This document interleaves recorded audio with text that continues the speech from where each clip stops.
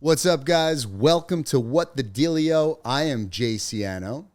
And I'm Mike Steinberg, and today we have our special guest, Ryan Tseko. Nice to meet you. Yeah, thanks for having me. I really appreciate it. Welcome, brother. We're going to dive into lots of different things. We already got talking a little bit. Yeah. We're going to talk about some real estate deals, maybe some aviation, maybe some biohacking. Yep. We're just going to jump in, man. I love to start the podcast with, Ryan, who are you? Yeah. Well, number one, thanks for having me. I really appreciate it. I'm in New York City for 7 days, and I wanted to stack, because I really think life's important about partnerships. Sure. And this is like a partnership, right? And so I appreciate your guys' time. Really, thanks for having me here. Of course. I'm a little bit of a unique bird. My uncle was a builder, so I was in real estate from a very early age of 13. I realized I didn't have any money at 17, so I became a pilot. I realized I'm going to either use my hands or use my brain. I wanted to pick my brain because I wanted to fly. I mean, look, it doesn't take much to talk somebody into flying a $40 million jet, having flight attendants roll with you everywhere you go, and exploring the world. I like to pride myself is I like to really explore, and I'm very curious. And so I was 17 years old. I committed 140 grand, talked my mom into get me a loan, became a pilot. By the age of 21, I got hired on at a commercial airline. So the youngest you can be. And Wow. then I ran that career so hard. Like you can probably feel my energy. Like everything I do is like, it's either all or nothing. 100%. And so I literally, I until I was 25 years old, all I did was eat, sleep, and shit aviation. And when I was 25, 2008, 2009 happened. And I started buying real estate again in Scottsdale, Arizona. Amazing. And I literally, I always like to combine things too, right? So I was a pilot and I wanted to create a crash pad. And so I bought my first home. It was a 4-bedroom, rented 3, stayed in 1, $400 cash flow. Smart. So I was reading all these books about real estate, right? I'm like, oh, I can buy an asset, not a liability. Because I looked at my balance sheet, and literally, like, all I had was liabilities. I had a street bike, and I had a BMW, and I had a Ford Lightning, and I had all this cool shit. But I was like, oh my God, my insurance bill is more than my mortgage. And that's really when it flipped for me at the age of 25. I'm like, I'm going to sell everything. The BMW got 30 grand, put it down on a 3-plex. The Ford Lightning got 20 grand, put it down on a 4-plex. And so I just started really looking at my life, and I wanted to create real wealth. And I did that. I had 21 units by the age of 30 years old. And I looked up and I said, what's next? And that's actually when I found Grant Cardone on YouTube. And 9 years later, here I sit. I run Cardone Capital with Grant. We have 12,000 units that we own. We have 24,000 plus that we manage and operate.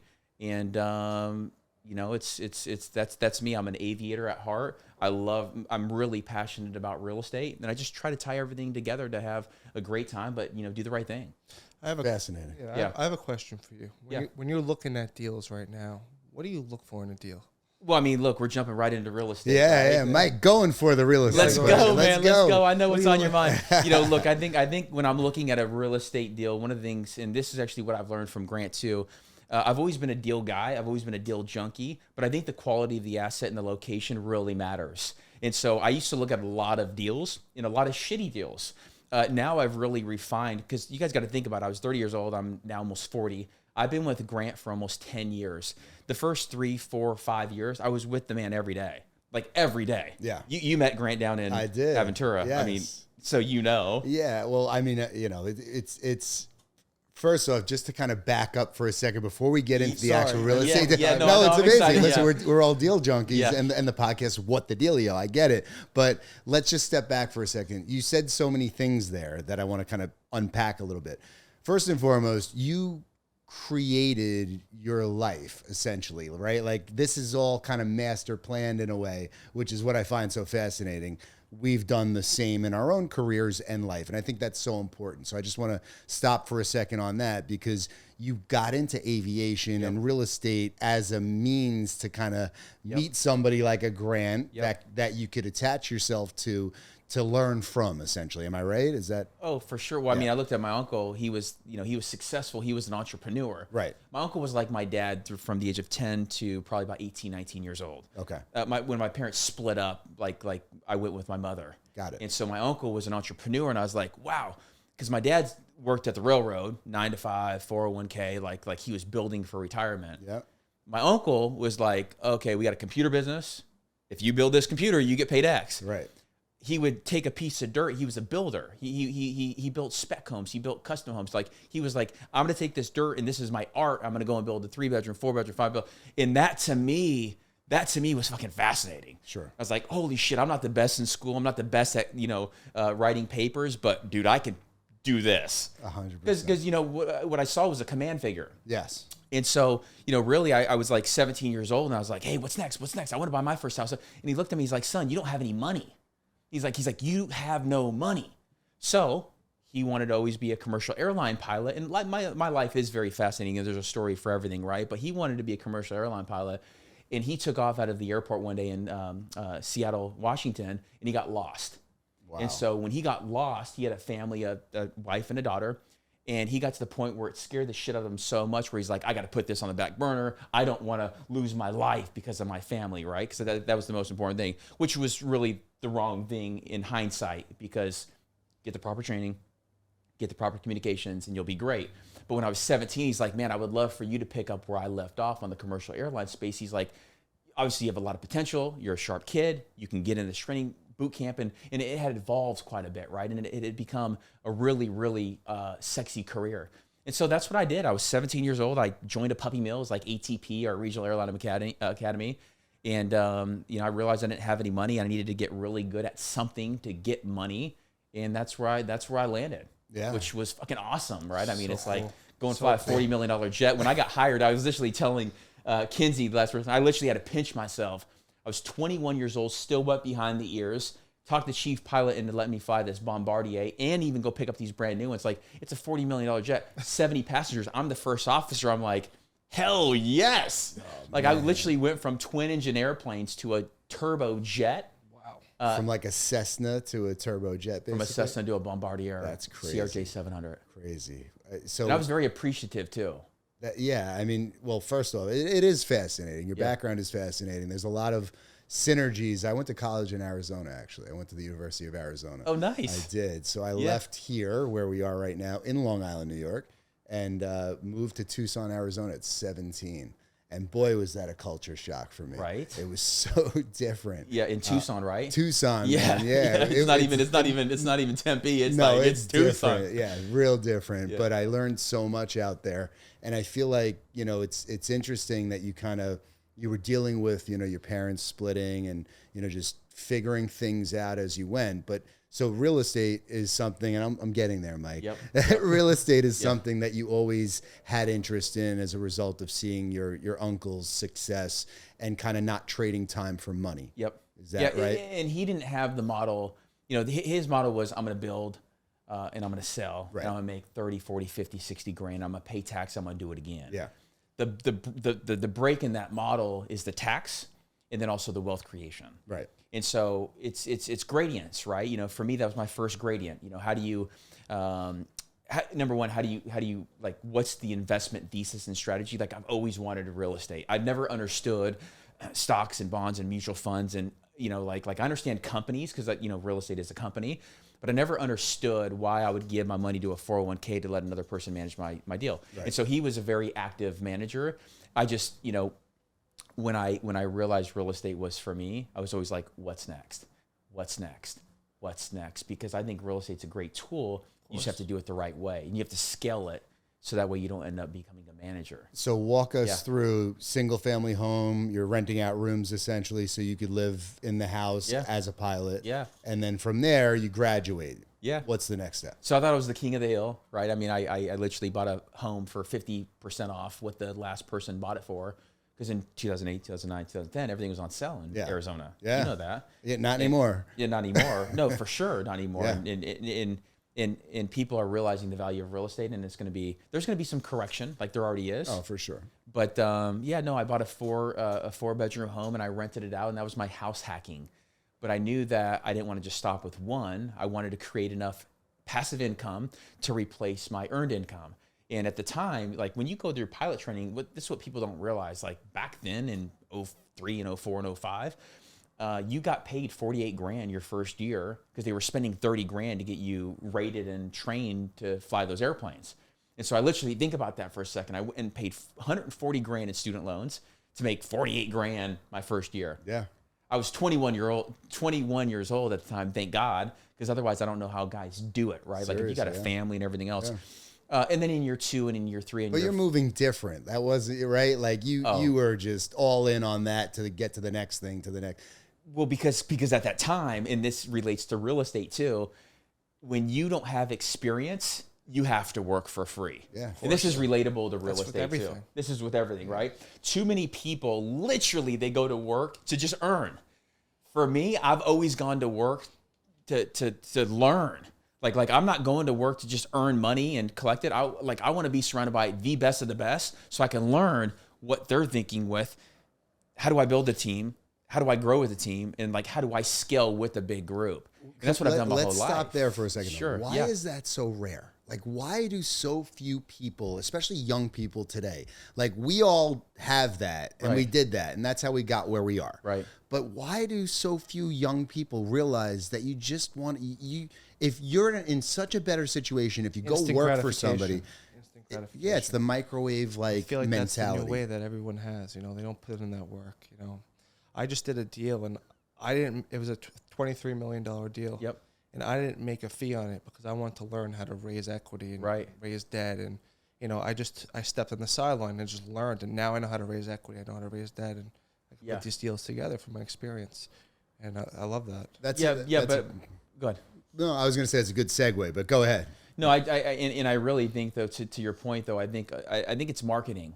And I'm not a conspiracy theorist. Maybe I am. But I honestly believe that the marketing in the U.S. is like, oh, be an entrepreneur or don't work for somebody or don't do this, is actually the wrong information to give to the youth. Yeah. You know, like my dad always wanted me to go to the military. Wasn't going to do that because I didn't want that level, but I joined the airlines because I needed a level of discipline. Yeah. I think discipline's really important to teach and to mold and to craft people because it's really when you're young, like, are you showing up at 5:30, at 7, at 8? I didn't have an option.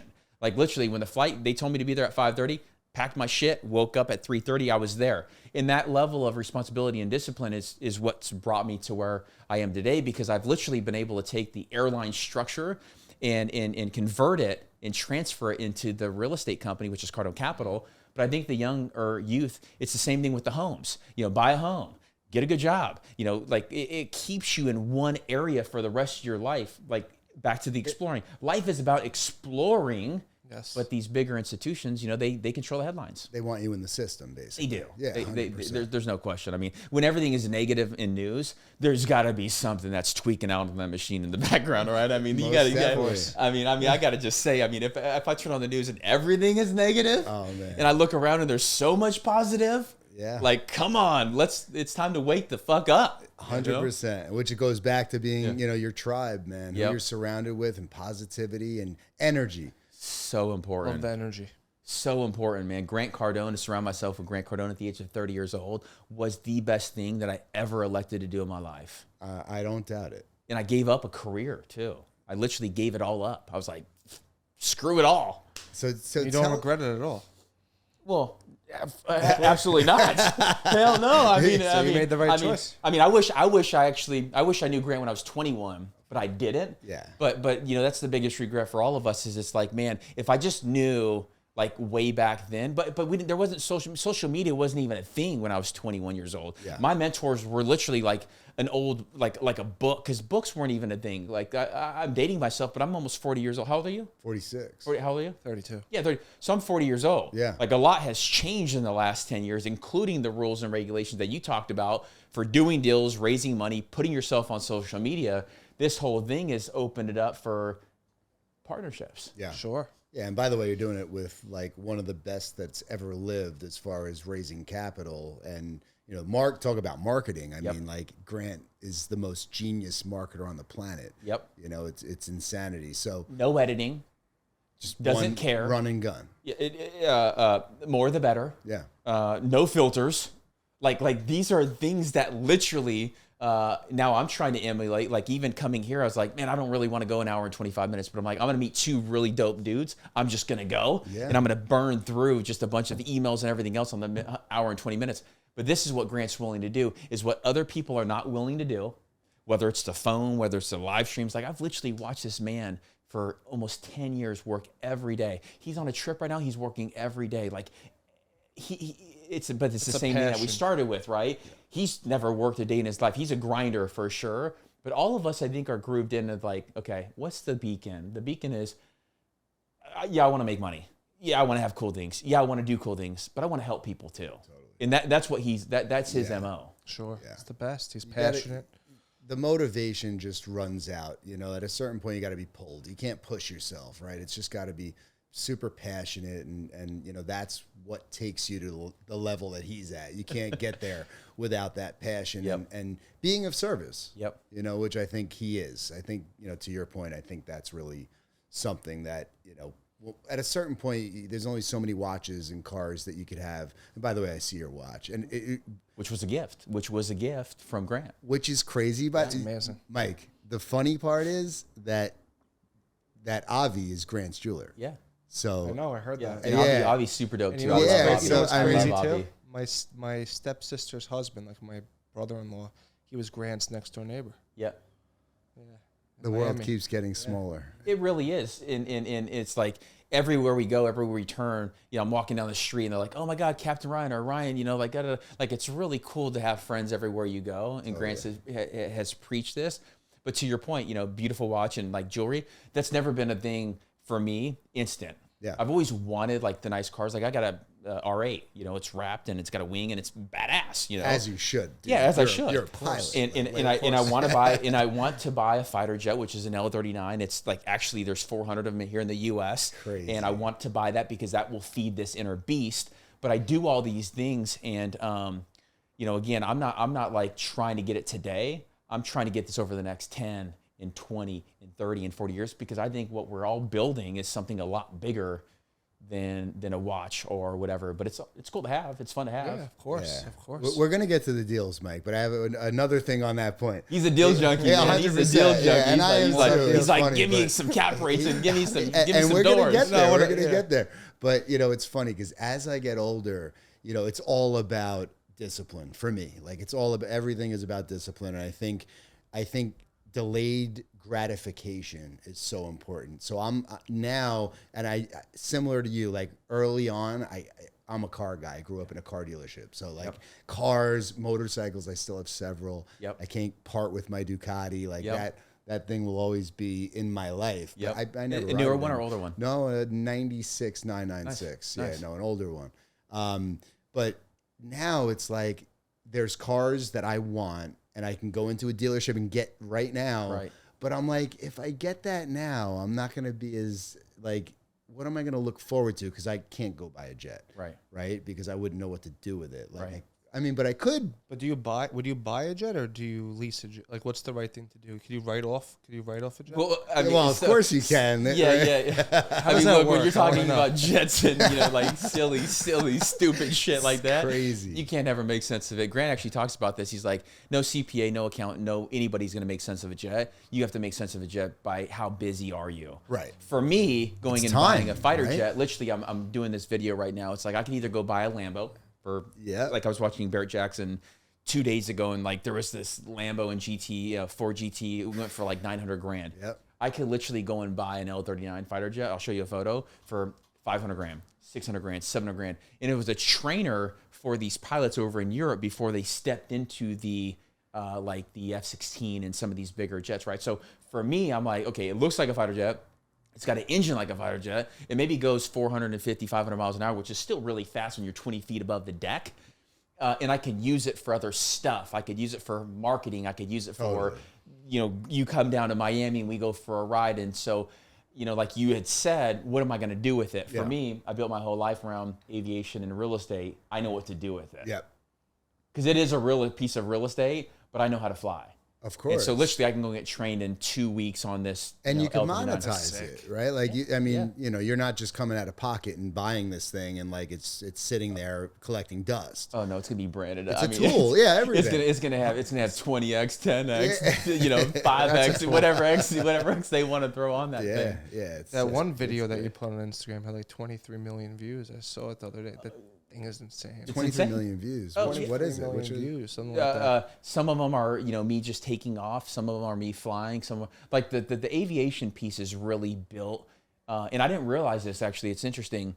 I thought it was I didn't think it was a waste of time, but I thought that I thought that I wasn't going to be able to use it as much as I actually have.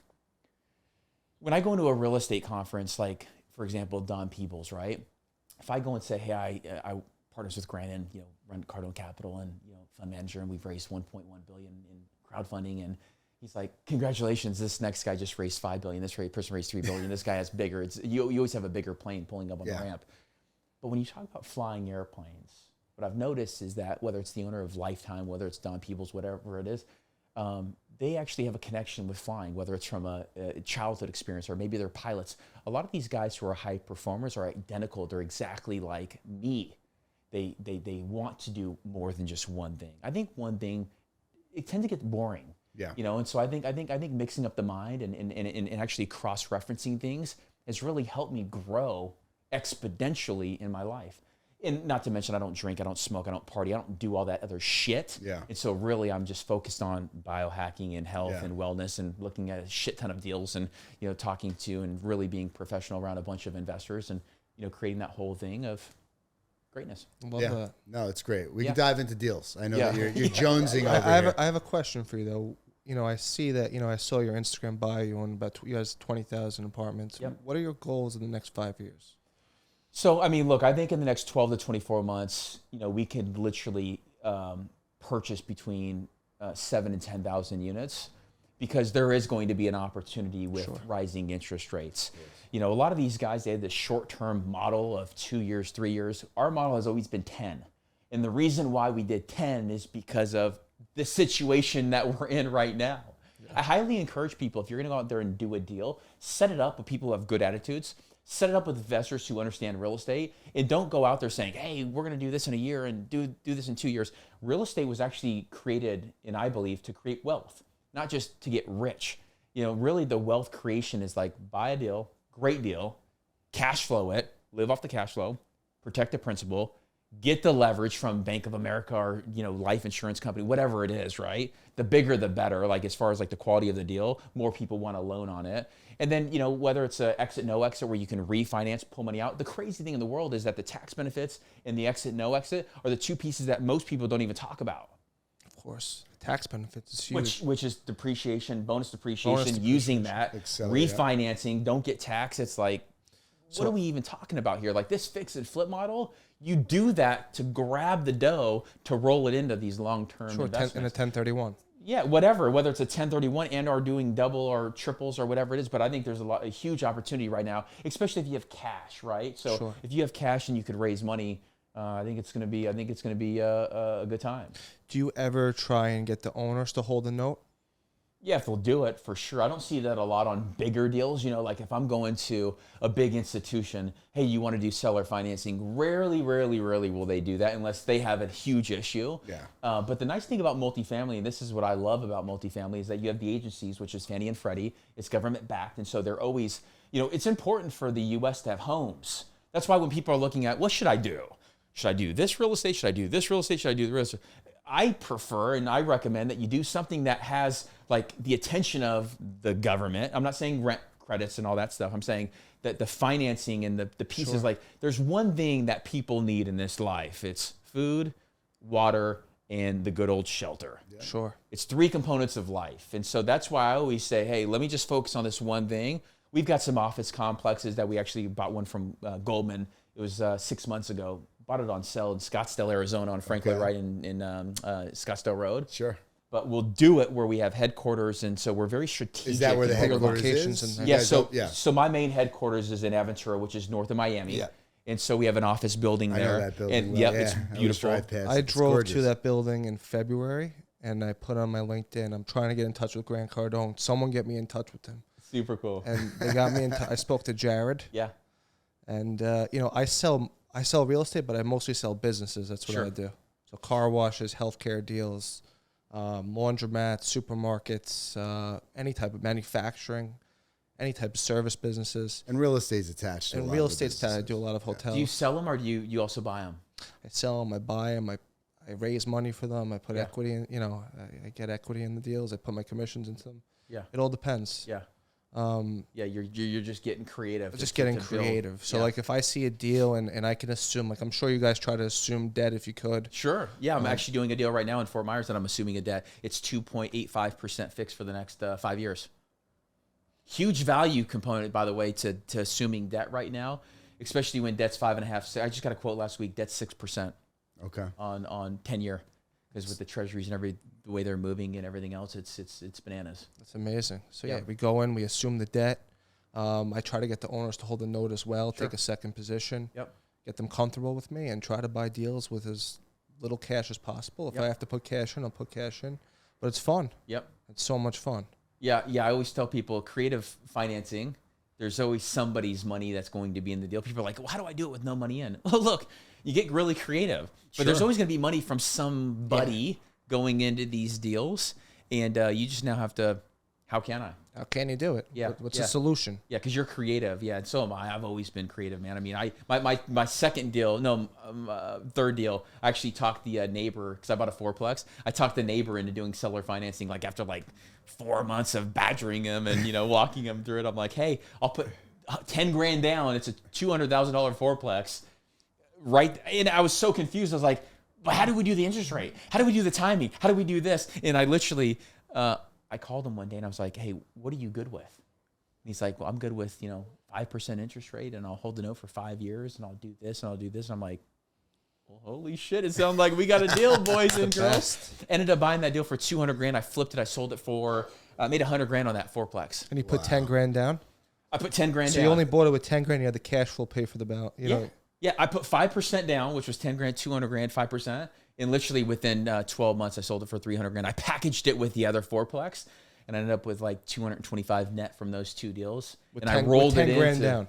Yeah, and I ended up rolling it into bigger deals. And this is pre-Cardone, right? Yeah, so this is on your own. Like this was your own investing. This is pre-Cardone. I ended up with 21 units. But I knew I wanted to get bigger, right? Sure. And I was like, okay, man, how do I get, a complex? And I called the debt guy, and I was like, how do I get debt on a multifamily deal? And he's like, well, does it pass DSCR? And I was like, what in the hell does that even mean? I was like, DSCR? You're speaking Greek and shit to me. I'm like, God damn, let me get my friends on the phone, right? And so blew that call right out of the fucking gate. And so I was like, how do I get really good at this? And so I started learning all the vocabulary. I was 27 years old. But I hit a roadblock because I didn't have any cash. I had to get creative. And I ended up with 21 units. I got hired on with Grant. I was at lunch with him one day in Chicago, and I said, man, look at all my units. I was kind of bragging, right? And he looked at me. He's like, dude, those are garbage, man. And I was like, those are shit. He's like, I remember when I was a kid, I used to buy those. I was like, well, what would you recommend? This whole time, I'm trying to get Grant to let me invest with him. Yeah, sure. Because before that, nobody was able to invest with him. Like, he wanted to buy the deal, hold it for himself. Yep. Because, again, he's a very conservative guy. Like, he's just like, I'm going to buy it, hold it forever, maybe sell if somebody offers me something crazy. But he's always been this long-term holder. And so when he told me they were garbage, and I said, what would you do? He said, sell them all. I literally the next day went and sold all my 21 units. Ended up with 500 grand, paid the tax, had 400. He let me roll the 400 into 826 units in Nashville, Tennessee. Within under 4 years, that 400 flipped into 1.126 or whatever it was. So he made me a millionaire. That's amazing. You can't make that shit up. Go ahead, yeah, Mike. so you go ahead. Jump in. Have you guys ever? So you guys are just strictly, your asset classes are strictly multifamily. Have you guys looked in businesses before, like car washes or any businesses where you can bonus depreciate? Yeah. So the company that obviously I oversee is Cardone Capital, right? It's fully focused on real estate. That's all I want to do. The sister company, which is Cardone Ventures, they focus on that model, which is how do we take companies who grow and scale? Because you guys have to keep in mind, we have a training component to our company as well, which is like a really, really, really phenomenal model.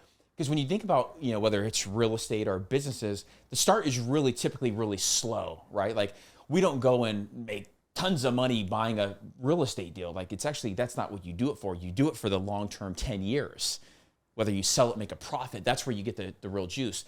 But Cardone Ventures, which is Brandon Dawson, he leads that company, and Grant oversees the training, the Cardone Ventures and Cardone Capital.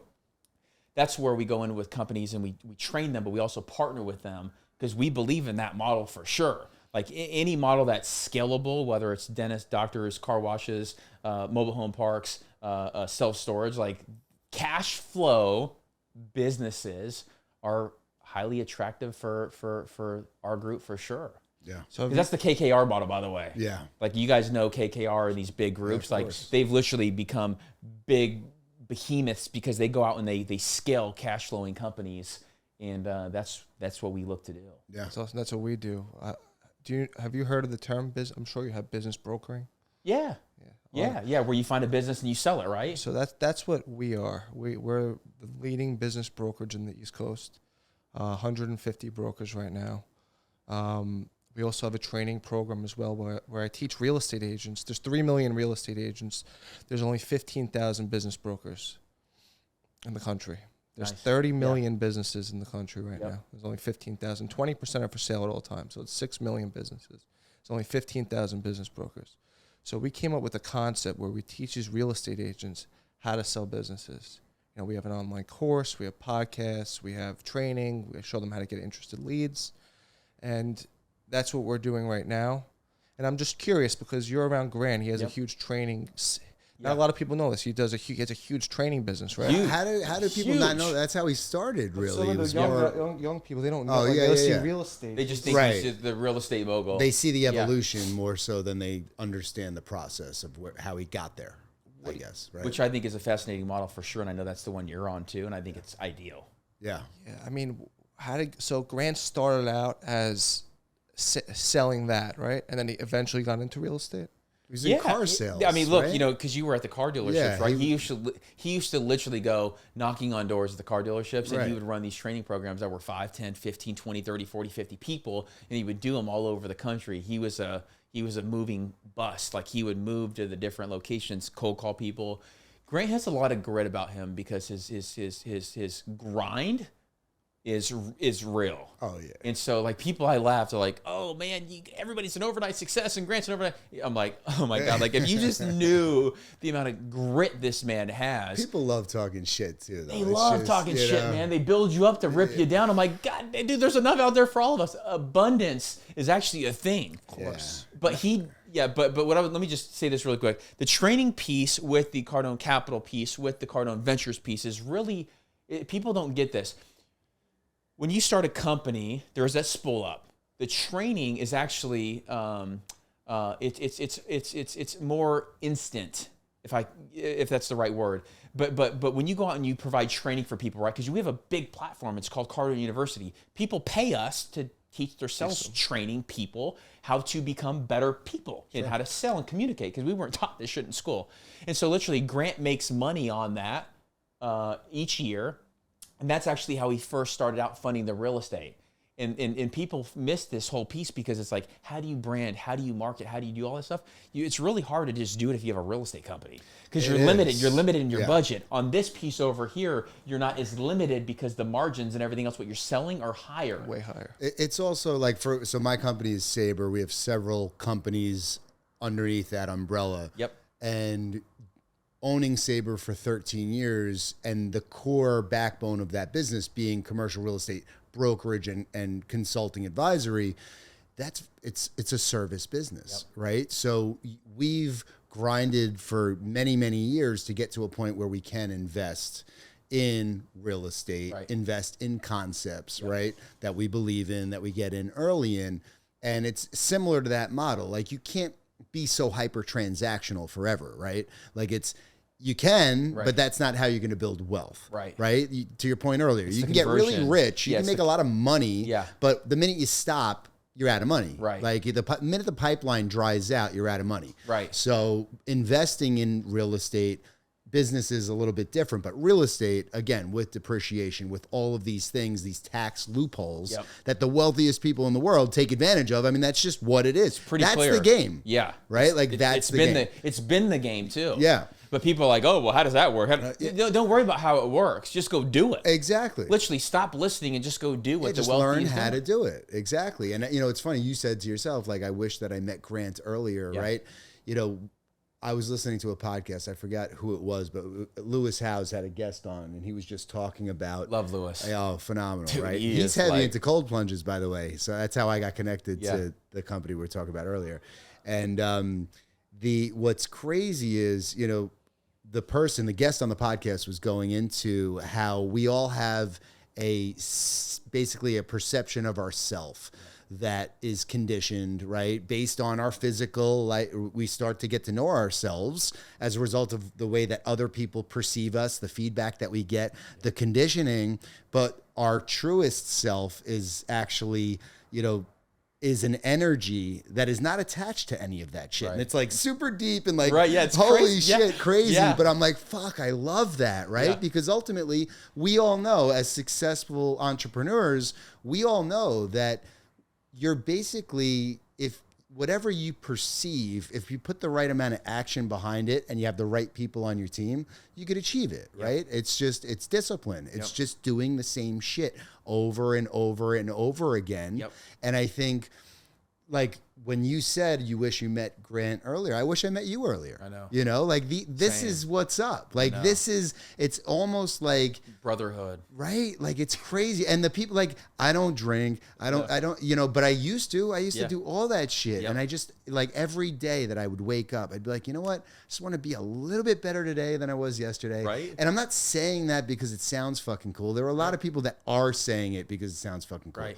Yeah. But there's a difference. It's trending or And whatever. exactly. Yeah. And it's the fun. And when Prove people- it. Right. Yeah, People prove see it. me jump into a fucking bath of ice and like, oh, I want to do that. Fucking do it. Yeah. Like, stop asking me about it. Just do it. Yeah, it's easy to say no to that shit too. 100%. I literally, the ice is different here in New York. I told my girlfriend yesterday. Oh, dude, I'm walking through the snow to get into it. You know, what I Shit, mean? it was But 42 degrees. I was it's like, phenomenal, oh though. my god, this is like cold as I thought of Kevin Hart. I was like, this is cold as balls right now, baby. Like, By the this way, our shit- next podcast is in a cold plunge, the three of us. So Oh, 1,000%. we're fucking doing it. Yeah, We're doing it. with like an oxygen mask on and Fine. shit, you know, with like Done. But how long could you do it for? I see. It's for me. It's not about that. It's about I'm 3 to 5 minutes in it, you know, and I'm just. It's literally like a box that I'm checking. Yeah. For me What for that temperature day. do you roll at? I personally like it in like the 39 to 45 Whoa. degree range. Uh-huh. Yeah. That's cold. Yeah, it's cold. That's cold. I mean, cold. 3 to 5 minutes and 39 or 40 or 42, Yeah. like the shit freezes at 32 degrees. Yeah, you know? exactly. Yeah. Yeah. Yeah, it's cold. Yeah. But that's when I'm going back and forth in the heat too. Right. You know, Okay. so it's not as it's still fucking cold, right? Right. But I love the feeling when you like if I jump in my tub, I don't shiver unless I'm doing contrast. When I'm Right. going back and forth from the heat to the cold, Yep. I can't control my body, and I love that. Yep. Like that, then I feel like something else is taking over and some shit's happening. Right. Don't know exactly what it is, but I fucking like Blue it. It's fat, brown fats, brown you know, fat, all energy, that. Yeah. whatever. Everyone's yeah. like, yo, all the benefits of. I'm like, Yeah. how about I just feel fucking amazing? Right. Right? Like- yeah, because the adrenaline and the dopamine and all that stuff that they talk about. I mean, I feel it. 100%. Like I feel it. Like we've never even talked about this before, but I've been grooved into cold plunges for the last about a year. Okay. And when I did this thing with Gary and Grant partnered with Gary actually at 10X Health, it was really important for me as I started to age, right? Because I'm almost 40 years old. Yeah. That I wanted to take really damn good care of my body. Yep. And so I was like, I'm willing to do. You tell me it's going to do something, I'm going to try it because I want to feel it. And so I do saunas, I do cold, I do all this stuff, and I feel it. Yeah. And so I continue to do what I feel. Yeah. And I think it's important that people really start to shift that. You can't, when you're young, don't take that for granted. Like, don't eat shit. Yeah. Eat really good stuff. Yeah. Because that's going to carry on. Like, I got grooved in to eat really healthy early on. And so it's really helped me with my physique and my credit. Like, I'm almost 40 years old. Yeah. And, you know, I can rap with, 25, 30, even younger kids. Like Yeah, I was telling you, I went to Barry's boot camp this morning. Yeah, Don't buddy. judge me. Don't Let's judge me, go. okay? Let's go. Orange Theory didn't have their energy on point yesterday, so I had to go to little Yeah. Barry's. Yeah. But it's like I'm In the gonna- red room, crushing the red room. Don't let it leave the red room, baby. Don't let it leave. But I could say that's my girlfriend. Mm-hmm. I don't want to do this with you. That's not cool. That's not this. That's not this. Or I can be like, you know what? I'm gonna give it a shot. Sure. And it was hard. It was Yeah. actually hard because I was like 30, I was probably like 36 or 37 years old. And I started to notice that I was sitting a lot more. I was still eating good, but I wasn't in shape. You know, I don't take like any testosterone, or I don't take anything else. Like I'll do some peptides and I'll do some vitamins and I'll do all that stuff. But I was vegan for about 4.5 years because I wanted to try it. Yeah. I wanted to try, and I felt good. Yeah. But I noticed that I was eating more carbohydrates and more of this, and I wasn't feeling peak performance. So about a year ago, I started adding in red meats. I don't do chicken, I do red meats, and I do fish, and I do all that stuff. Yeah. And then I just supplement a bunch of other stuff. And man, I feel like I literally feel really fucking good. Like dialed the fuck in. Yeah, like I mean, next level. I mean, when you're 40 years old and you have a 3, 4, 5, 6 pack and feel good about yourself and walk around, people are like, man, you look really good. Yeah. That's good to have. Yeah, for sure. And I've seen Grant get in much better physical shape, like over, you know, the last handful of years, I feel like. Oh, yeah. Since that time, maybe. Yeah. I got to learn more about 10X Health. Yeah. Like, it's grooved in. It's right up your alley. Yeah, like it's the whole blood work, and it's the whole gene test, and it's the whole cold and exosomes, and like there's NADs, and it's fun. Yeah.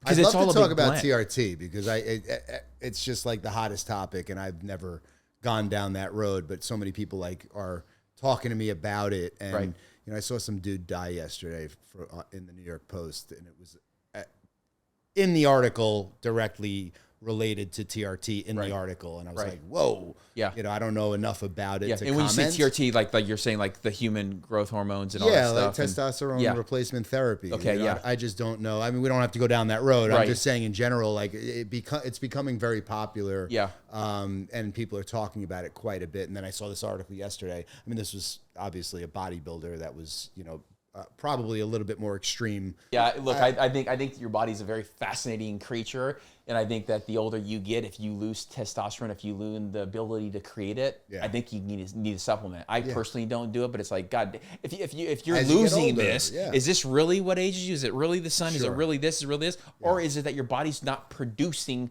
youth? Right. I've heard a lot of really good things about supplementing that. I have too. Yep. And I again, I want to get more educated on it. Yeah, and your beard definitely does not need any of that. You know, I appreciate it, man. It's probably all the you know, the good sleep I'm getting. Yeah, yeah. Sleep's important. Sleep's very important. Sleep's important. I get 8 hours every night. Oh, I try. Yeah, 7 hours, 8 hours. Yeah. That's kind of my sweet spot. Very deep sleep. You know, I track it. You know, I track all that. You have a Whoop? Yeah, I got a Whoop. I got an Apple Watch. You know, I just try it all. I mean, if they wanted to, you know, I mean, I'm not going to let them plug something in, but I mean, I'm curious. Yeah. Yeah. So back to the real estate. Yep. So as far as the crowdfunding of deals and you guys are invested heavily in the Sun Belt, you know, are there certain markets that you like better than others, and just kind of walk us through your thoughts on those things? Well, I think migration is important. Now, I always say this, you know, where the people go, the returns go. I think where when you're investing in real estate, people are moving, people are leaving. I just think that your assumptions, because look, real estate, when you're investing for 5, 7, 10, 20 years, it's based on assumptions, right? Sure. Like, what do you think it's going to do? Yeah. The Sun Belt has been really good for us and many people. It's because the people are going to these states. Yeah. And so for me, the thesis is very simple. You know, you literally, you go and find a great asset, but that great asset, you have to build relationships, right? Because you can't just go and find a great asset and think that they're going to sell it to you. Sure. You know, you got to be connected with the brokers. Yeah. Like you were saying earlier, you know, you have to have a good broker. Yeah, of course. And I always say, you know, it's like, you know, right now the market, when there's confusion, there's opportunity. Yeah. You know, I think that there's these off-market deals. Use caution. You know, I think that, you know, most of the stuff that we buy is on market. It's with, you know, great brokers. We buy a lot of deals from institutions. I mean, I can go through a list, like all the big names that you know as far as institutions. Yeah, of course. We've bought from. Well, you have track record too. They love dealing with you. Do you look at stabilized deals that are just stabilized? Do you look at value add? Yeah, so we look at so value add is interesting, right? 3 years ago, maybe even 4. It was before COVID. We were looking at a great deal, trophy, Class A in an A location, and a B deal, maybe in a C or B location. And the yield literally was the same. Like you could buy a 3.5 or a 4 or 4.25 cap rate. and you just like, okay, do I want to do this value add execution risk, or do I want to buy this in a great market, which is in Florida, and just ride the wave of rent growth? Right. Well, we did this one over here, which is actually less risky in my opinion, by the way, because this has execution risk. You got to do all the rehabs, and you got to do all the tenants, and you got to do all the reposition and all the like your property in Boca Park, like would that be an example of that, next to the shopping center with all the goodies that I love? Yeah, so we operate and own 2 deals in Boca. There's one on Military, which is 10X Boca. Yes, that's the one we bought from a merchant builder. Yeah, and people, if they don't know, merchant builder is somebody who actually builds to sell. That's their model, right? Because they get their fees, they pay their partner off, and they move on to the next deal. That is like, we bought that. Rents were, and I'm just spitballing here, right? I mean, these numbers, rents were, $2,600, $2,700, $2,800. That is Cougarville. So in Boca Raton, you got cougars sitting around the pool. I mean, these chicks will scratch your back. And so it attracts a lot of good-looking guys like yourself, where you guys can go down there from New York. There you go. And now rents are, call it $38,000, $4,000, $4,200. And so we've literally rode that wave of, you don't have to, you just got to manage it really, really good. Yeah. Compared to Camino Royale, which is 10X Meisner, which is literally over on the other side of the 95. Yeah. It's in downtown Boca Raton. Trader Joe's right behind it, Fresh Market on the corner. And this deal, we actually bought it from a big group who bought a portfolio. This wasn't in their scheme of things because they typically like the value add $800, $1,200, $1,300 rents, and that's where they live. This one had rents of $1,900, $2,000, $2,100. But I saw this deal and I was like, the location is bananas. I was like, this thing is a trophy. And we ended up buying this deal, and I've spent almost $5 million rehabbing it inside and out. I'm going to do all of the units. I'm going to do inside and out. I'm going to make this thing cherry. Rents were at $1,900, $2,000. I'm now getting $3,000, $3,100, $3,200, $3,300 for the same unit, $2,400. Now I'm getting $3,200. And so the valuation, right? Like, I can do the math on my calculator. Yeah. Like, if you literally think about this for a second, okay? And this is probably a damn good example. You're getting Mike very excited right now that you're breaking out the calculator now. Now we're in the deal. You saw the location. You saw of course. Yeah, so 1,900 to 3,000. Yeah. Well, because here's the play. On 235 units, just say we get it all, whatever, carbon back, whatever you want. On $1,000 per unit, this is per month increase, which is $235,000. And then good old real estate is in a yearly $2.8 million. So you think about what you can generate on the top line. Now, all that's not going to go to the bottom line. And I don't really care because I don't need it all to go to the bottom line to double and triple this deal, right? Because when you put down 25% or 20% or 30%, you actually don't need the deal to double and triple your equity. Right. You actually just need the value of the building to go up 25, 35, 40% to do a double and maybe even a triple on your equity. Right. Of course. And that's what you do, 20, 30% down. That's really your sweet spot? Well, right now, no. Typically we live in the land of we bought a deal all cash, right? From Goldman Sachs. We bought a deal all cash, $70 million in Scottsdale. 50 to, call it 70%.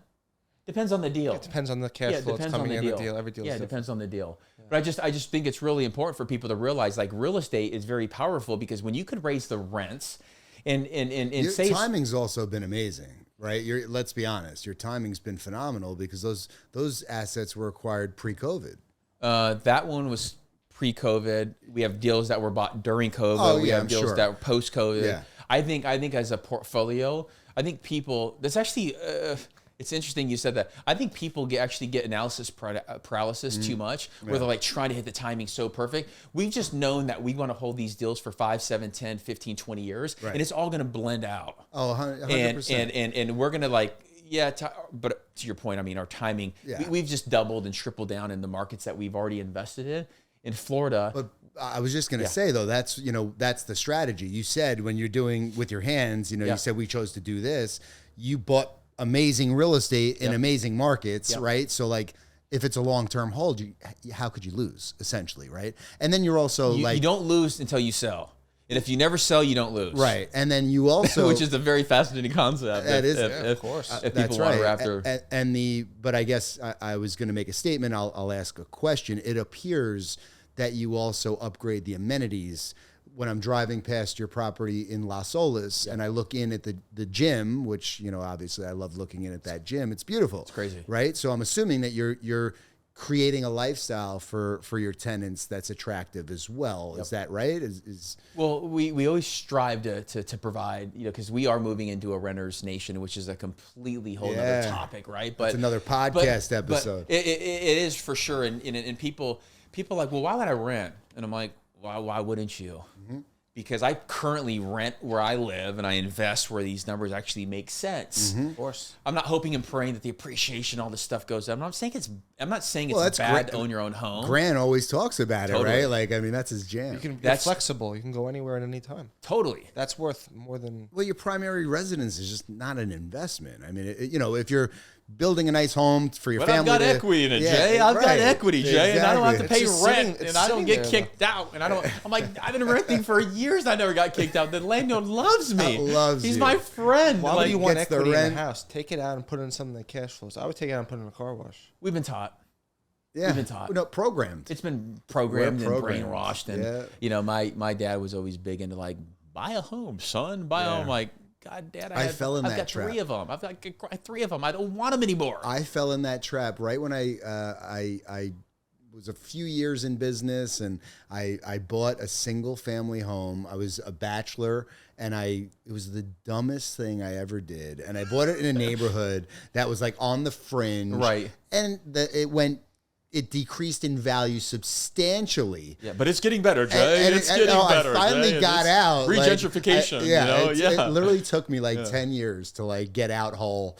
And it was just the worst investment. But we are programmed to believe that buy your house, like I'm going to live in it. Dude, it also cramped my lifestyle, man. Totally. I was like stuck in this house as a bachelor. Like, what am I doing? People, do not make that mistake. Well, you know, or learn the hard way really quick. Yeah. Like if you have to, like if sometimes I want to shake people, I'm like, just listen. Yeah. Like Grant Cardone and Ryan Tseko and these big influencers, like just pick one person. Don't get confused. Pick one person who you believe in and just listen to that. Like the majority of people, if you think about it, they're actually not like making stuff up so you buy their product. Right. They're telling you, because you can't tell the same story if you don't believe in it. You can't say it every day. Like if you say it one time and you don't really believe in it, then that's great. But you can't over and over and over and over. Like I actually truly believe that what we're doing, that what we're all talking about here, is actually helping the next generation. It's helping the youth. It's unprogramming this, because if you have a mind that's willing to grow, it will never. This quote is phenomenal to me. I read this when I was a pilot. It says, when you expand it and you grow, it will never, ever go back to its original state. It will never go back to its original form. And so I just encourage people, just learn. Like, hey, look, if you don't believe in that, go learn something. Like, just keep driving yourself forward, because I can tell you, I rent where I live, and I'm very happy renting where I live. Because actually what happens is I'm able to rent something for a cheaper amount than the value of the home or the condo that I live in on the beach in Sunny Isles. I'm able to rent for cheaper than if I were to own this. And so my quality of life, and I'm going to slow down when I say this, my quality of life actually improves. Yeah. Damn it, it improves by renting, not decreases. Right. So riddle me that. Yeah. You know, and I invest in all these deals. I earn all my money. I push it all into these real estate deals. I get the depreciation. I get the cash flow. Like I've got almost $3 million now invested across these deals. Where, you know, like when I look up in 10 years, probably gonna be 6, probably gonna be 9, maybe 10. And then I'm always pushing more in, so that way my net worth, because my net worth grows as the value of these properties grow, so does my net worth. It's not just me going to work and earning money. Yeah. Hey guys, my name's Ryan. You know, welcome aboard. Yeah. Let me clock in. You're creating generational wealth. Yeah. That's the goal. Well, it's still working. Like I've got managers that are literally working today while I'm in New York. Yeah. Yeah. I mean, I think it's interesting, because I was thinking about, you know, you going out of your way to come here today, which we really, really appreciate. It's amazing. Yep. And Mike reaching out to me earlier today, and I was in Connecticut running around as usual. And the minute that he's like, you know, we might be able to do this today, and he's like, can you be back in time? I'm like, dude, I can make anything happen. Of course I'm going to be there. Right. And I think, like, again, back to just the average way that people move, you know, I think you have to be available. Yeah. You have to be open to understanding that something that can go on in this conversation can change all of our lives, right? And I just feel like anytime that I'm able to meet somebody that's operating at a really high level, if I could take a couple of nuggets and implement them into my life, I'm going to be forever better. But more importantly, I'm going to be able to pour that off into my children, into the people around me, and make a bigger impact. And that's, I think, all of our goal here is to really be of service to more people. It's to make more money so we can do better with that money, right? It's not just about going out and buying the next nice watch or the next nice car. I love that shit. Don't get me wrong. And it feels good when your hard work pays off, right? And you can enjoy that shit. But I still get stuck between like, man, how much of this am I operating out of ego? Right. At 46, I'm like, shit, I want to go buy that fucking really fancy car and flex down the street. Yeah. Should I? Shouldn't I? You should. You should with cash flow. Right. You're right. Exactly. Yeah, you should with cash flow. My car's 100%. Paid for with cash flow. Yeah. And I don't, you know, I don't try to make shit up my head. Like I'm with you. I've always wanted to be I've always been a car guy. Yeah. So what I was saying is that, so my uncle, obviously he's been a huge impact in my life, especially when I was younger. But he says, Ryan, I'm not going to buy you or get you this car. Because when I got my first car, that was big to me, right? I mean, when you're 15 and a half, 16 years old, and they trust you to drive the car. Like I was 15 and a half years old, and I was driving the car all over the place because like they couldn't hold me back, right? I was like, he says, I'm not buying it because it's your first car. I'm not buying it because of the material thing. He says, I'm buying it for you because I want you to have the ability to dream and believe in yourself enough that you could actually go out there and achieve this stuff. He's like, you've been working your ass off for the last 3 years. I'm 13, 14, 15, 16 years old. This is a big deal, guys. Like, this is a huge deal. And I thought to myself, I'm like, you know what? I really appreciate you seeing enough in me to receive this, take care of it, and I'm going to go make money on this thing. Yeah. Yeah, so you used it as a tool. Manifestation. I use it as a tool to go and do the next level up. And the next level up. And go fly the $40 million jet. And go and which fly. Which was the same experience, just magnified, basically. I literally used to... this whole law of attraction and the visualization, like it's real. Like if you don't believe in it, like you're missing out. Like I used to have jets of the jet that I started out my career in. It was actually a smaller one. I used to post a 50-passenger CRJ 200 on my...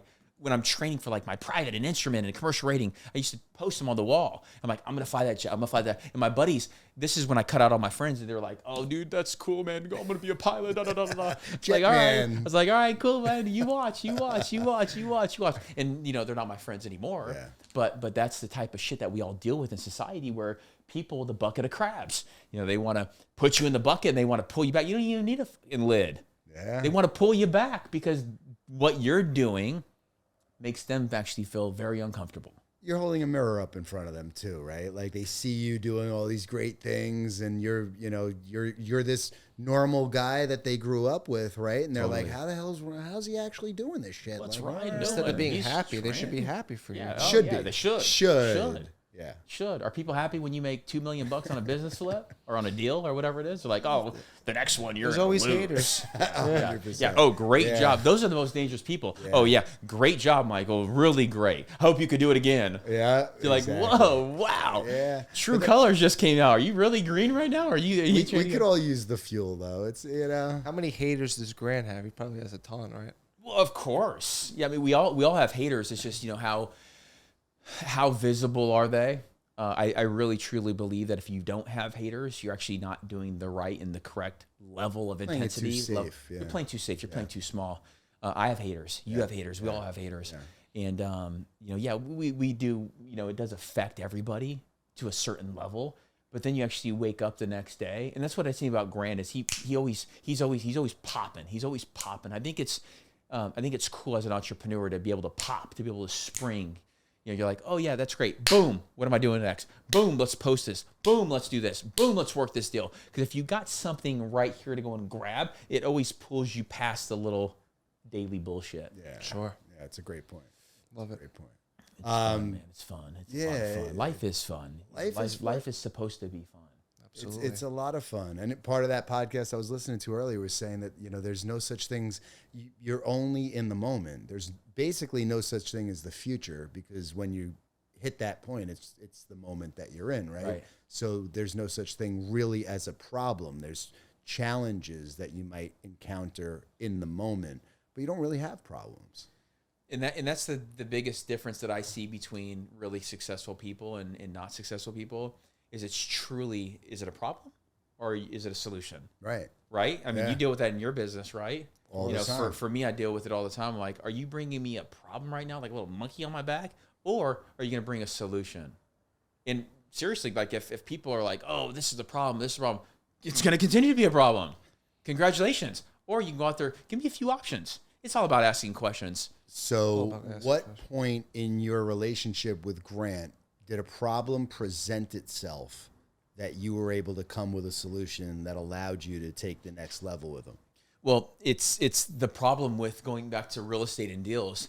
And it's a cool story too. I pride myself on this because it just goes back to the grit that I have. We were in Lake Charles, Louisiana, and Elena, her parents live in not Lake Charles. It's Fairhope. It's Daphne, Alabama. It's right by Mobile. And so I was flying. I was the lead captain. This is probably like 2 months into the deal, right? And Elena was always the one that was like always trying to involve Ryan because Grant's fast paced. He's moving, boom, boom, boom. Yeah. And Elena's like, hey, do you want to come over for Christmas dinner? And I swear to you, the other pilot, this is crazy. He didn't want to go over there. He's like, oh, I feel uncomfortable. I feel this. I'm like, I'll see you tomorrow. Congratulations. I hope you feel uncomfortable when you're sleeping by yourself tonight and you're not including yourself with the group, the pack, the team, right? Because this is the 10X team. Yeah. And so to your point, I went over there, and that's where the biggest opportunity of my life actually happened. We were at Christmas dinner, and Grant came home. He has a property there called 10X. It's 344 units. There's a lot of numbers in my head, but I'm trying to think of the name. It's in God, I'll think of the name here in a second. But he has this property. It's 344 units. It's literally 5 minutes from his mother-in-law's house. And he came back to dinner and he was pissed. He was like, the pool's dirty, the blinds are down, everything. I got vacancy. I got da. And I looked at him. I was like, Grant. I was like, walk me through it. Like, what's the solution, Grant? Like, in your mind, what would it be? And like, how can I help? And he's like, well, they'd be leasing more, and they'd be doing this, and they'd be doing this. And I said, what if I did this? What if I parked the jet when we fly back tomorrow, and I flew up here, and let me figure out what's going on with the property, but also let me lease. I think it's a bigger property. I think there was like 40 units that were vacant, right? That need to be turned over and rented out as like at 90% occupancy. And so he's like, you would do that? And I was like, that's what I'm here for. Let's go. I parked the jet, and I was terrified. I got to shoot you guys straight. Like I'm new to Grant. I'm like a few months in. I'm like, what if I fail? Yeah. I'm like, what if I fail? What if I blow this thing up? Like, this is my shot. And he called me. He's like, hey, Ron, I want you to go up there. I want you to buy an air mattress. I want you to stay in a 1-bedroom apartment, and I want you to live on site, and I want you to do this until you're done. I said, I'm going to go up there. I'm at least 40 units in 40 days. And he's like, let's go, bro. Grant Cardone, he's like, let's go. Let's do this thing. And he's like, when you're done with that one, send you the next one, right? He gets all excited. And so I went up there. I bought an air mattress, and I lived in one of the 1-bedrooms, and I posted up on the site. And the first day I joined the team meeting, I realized that the manager was incompetent. She had no lead gen, and they had no follow-up. They had no Cardone University. They had nothing. They had no skills, right? Interesting, yeah. They had no skills to pay the bills. Yeah. And so I called Grant. I'm like, this is a situation we're in. What would you recommend? He's like, go to the last 60 days. All the people who came into the property, start there. And I was like, awesome. 60-day report. All the people who didn't rent, I'm going to start calling them. I got one of the assistant managers, who was awesome, by the way, to help me make phone calls and get people on the phone. And I literally started cold calling people, going to business to business to business. And keep in mind, this is over Christmas, over New Year's, where the market's terrible, nobody's leasing, isn't the season. Every excuse in the book. Excuses. How long ago was this? This is 8 years ago. 8 years. Yeah. I was literally 2015. I was literally like in my first trial period with Grant. Wow. And so I started with cold calling, get people in the building. And I started going to businesses, and I was like, man, the street traffic and all this stuff. He's like, I want you to go print off a sign that says leasing now, put your cell number on there. And people would be like, you're going to put your cell number on there? And I was like, hell yeah, baby. 480-225, like the same number that I still have today, right? And I put my cell number everywhere, and I put it around town. I went to Enterprise. I went to all these places. And I shit you not, every day I got a lease. Every day. Damn. Every day I got a lease. Yeah, clap it up. And he didn't even let me stay the whole 40 days. I was literally there for 15 days. I got 15 leases. And he says, Ryan, he says, when you come back, you are joining the real estate team. He's like, this is awesome. He's like, you're willing to take direction. You're willing to learn. You're willing to grow. And you have the grit to really do. And so he literally started me out sweeping the floors and the grind and the property management, all this stuff. Like people are like, how did you go from being a pilot to, helping and running Cardone Capital the Grant? You start from the bottom. You work your ass off. And you work your way up every single day. And you get known. You get out of what we call non-existent with all the managers and the property managers and the accountants and the attorneys and everybody. Like everybody that works on our deals, they know who I am. Yeah. Clearly they do, right? Yeah. But at the beginning, they didn't. And so, you really have to go and grind and grit in every single day. But as you guys have probably picked up, when I go in, I go all in. Of course. And there's no other option. Yeah, well, failure was not an option in that whole moment, or you wouldn't have suggested it, right? Perfection is the only option. You would have been scared shitless because you'd be better off actually staying quiet and just being a pilot. As a pilot, right? You still making great money. You got your gig and you're good to go. Wearing 4 bars. But you believed in yourself and you knew that you could do exactly what you said. Even though it was lofty, by the way, 40 fucking leases. Like that was a bold statement. No joke. Very bold. Yeah. Very bold. And I did 15 in 15 days. Amazing. Which is still incredible over New Year's, over all these days, because I was willing to make the calls. I was willing to say, and there's a whole piece to it that, in your training, you go over this as well. When you call people, you have to have a level of intensity because everything goes back to what we initially started about is the energy. Yeah. Hey, remember when you went and toured this place? It's like, they don't even know the name.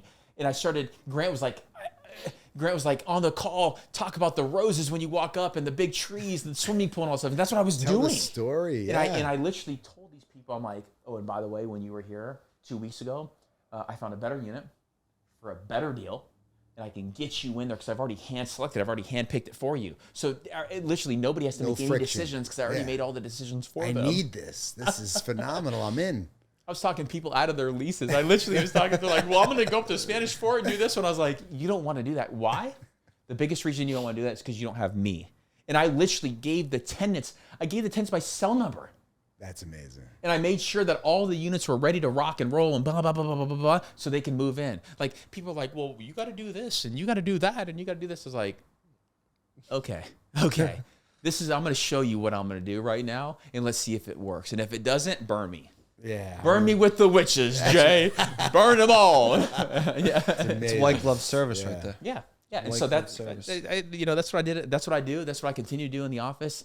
I mean, if there's an attorney bill that comes in for $30,000 and it should be 15, guess what I do? Mr. Attorney, not paying your bill, let me know when you reduce it. Yep. Like I still do that to this day. Yeah, it comes with the territory, right? Little grinder. Yeah. Like a coffee machine. I love it. I love it. Great. So that started my career at Cardone Capital, and it was really a changing point. That story is really impactful because I encourage people to just do whatever it takes to take the air mattress, to take the job, to take something that really scares the shit out of you, to have the guy, Grant, who is much further than me, will actually give you a shot and an opportunity to grow. Yeah. Well, I mean, this podcast was absolutely fire, and we really appreciate your time. Yeah. And we could go on for another several hours. Don't think, just do.